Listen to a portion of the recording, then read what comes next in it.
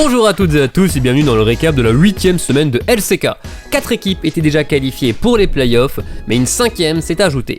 T1 est mathématiquement qualifié en playoffs, malgré une nouvelle semaine sans victoire, ils perdent 2-1 contre DRX, puis se ridiculisent en Télécom War pour le plus grand plaisir sournois de Noah. Avec seulement 7 victoires, c'est inédit qu'une équipe puisse passer, mais le fait que le bas du classement soit très stack joue en leur faveur. En parlant de cette course à la 6ème place, les bros étaient ceux qui devaient tirer leur épingle du jeu cette semaine.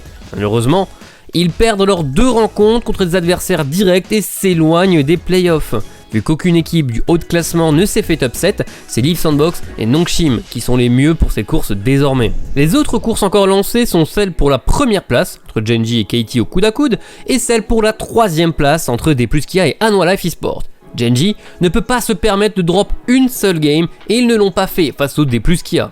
On commence le BO par un plan de jeu très orienté bot lane pour D+, avec Varus et Merdinger qui doivent dominer et un Nautilus jungle pour les assister. Malheureusement, les tentatives de Canyon se suivent et se ressemblent. Il passe à côté de sa game et quand tu joues Nautilus, ça revient à dire qu'il est mort en boucle. Ils arrivent tout de même à sécuriser le premier baron de la partie, mais Gen.G avec 2 statiques les tiennent superbement en respect pour accéder à un late game où ils ont beaucoup plus d'outils pour remporter la partie. Game 2, Canyon ne joue pas un tank mais Lilia, le jungler smurfer par excellence. Il a fait des fights banger comme tous les autres protagonistes de cette game qui est allé jusqu'à 40 minutes de jeu pour autant de kills. C'est même D+, qui récupère le premier baron une nouvelle fois.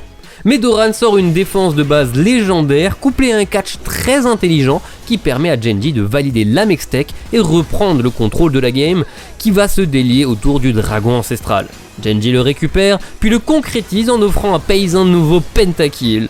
Cette fois-ci, avec Varus, c'est déjà son 3ème en LCK, son 6ème total en compétitif à seulement 17 ans, le prodige continue de choquer.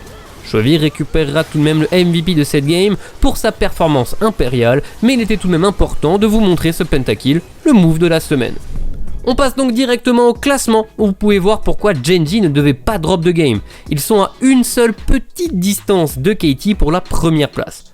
T1 sont bien qualifiés en playoff grâce à leur score de game individuel de seulement -3, puis tout le reste est encore en course pour la 6ème place, personne n'est encore éliminé. Maintenant, le calendrier avantage certaines équipes plus que d'autres. Nongshim affrontera D+, et KT, Live Sandbox T1 avec Faker sûrement de retour, puis KT. Donc compliqué pour eux, tandis que DRX aura peut-être ce qu'il faut pour remonter en affrontant Bro, puis Kwangdong Freaks. En tout cas, il y a plein de scénarios encore possibles, ça va être particulièrement intéressant à suivre, surtout que je ne l'ai pas encore mentionné, mais la 3ème place se jouera sûrement en affrontement direct samedi à 8h entre Dpluskia et Hanwha Life Esports. Tout est encore jouable, cette dernière semaine de saison régulière de LCK va être un pur banger.